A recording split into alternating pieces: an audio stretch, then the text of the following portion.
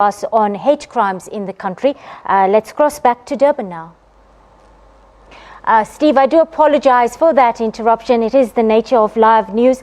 When we left off, you were telling us about why South Africa does not yet have a dedicated hate crime legislation.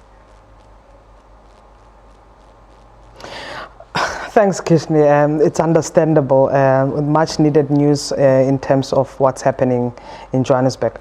Look, I think reality is that we have been having this discussion for quite some time as a country, around hate crime legislation. And there has been really people and stakeholders that are for the legislation and others who are against the legislation. It's a crucial legislative piece that is needed because it's looking at the motive and the bias act that perpetuate these violence acts that we're experiencing as a country. What is crucial in this regard is that do we then look at the existing laws that necessarily speak to criminal offenses, that speaks to many other acts, but there isn't a bias or motive that speaks to it. And that's why the hate crime legislation and hate speech is of nature of importance to us. It has taken us long, but we're hoping that Parliament will act swiftly, will finish the public engagements, and will pass the law that is much needed, and to recognize that we as a country cannot tolerate any hate towards any person besides their background. Steve, of course, just creating a legal category for hate crimes won't get rid of them happening at all, and the problem runs far deeper. We realize that. How accurate is it to say that this issue comes down to education and awareness that LGBTI people are just like everybody else and sexual orientation is natural and not a choice? Indeed. One, the laws are not the only answer. But what we are then saying, protection first, it's in the law. And a lot of LGBTI persons or anyone requires that protection first to be in place. And it creates an enabling environment where, one, if they are violated, they can make use of the laws or the justice system to ensure that their rights are protected.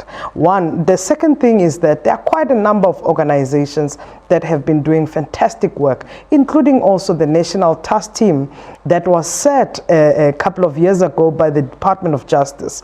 The National Task Team's mandate is to first respond proactively and rapidly so to hate crime incidents, and also with the support of NGOs that have been existing in the country for years in South Africa. What we are seeing is that both the stakeholders, government, civil society, are doing a lot of work in terms of raising awareness, in terms of campaigns that focus on prevention, campaigns that focus on response to such hate crimes. But we want to see this speak to broader issues that we're experiencing around gender-based violence. Hate crimes are not isolated cases. It's also, again, the issues of power. It's also, again, issues of homophobia, issues of transphobia that we're seeing. And that is not only just hate crime, but also gender-based violence. We know South Africa is a very violent country, and it's issues of violence that we must be addressing, the root cause that it's needed.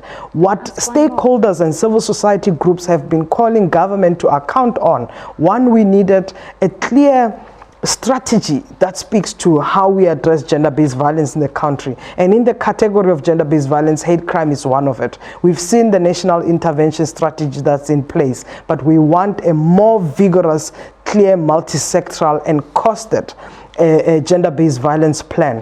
What we also know, it costs this country more than 15 billion rands a year if we don't prevent gender-based violence in South Africa. And part of it is that hate crimes are also these cases that we are seeing that are costing this country. They are costing this country, but also we are costing lives that are lost. So we can't be silent anymore as a country around these issues.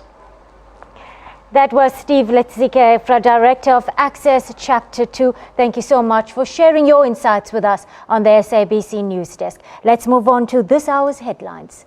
Well, bilateral cooperation takes center